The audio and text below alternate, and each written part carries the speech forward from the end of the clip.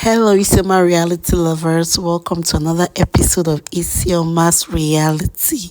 In this episode, I'm going to be taking you through my relocation journey from Africa to Europe. So sit back, watch, and enjoy. And don't forget to click the subscribe button, share this video, and like it. Enjoy!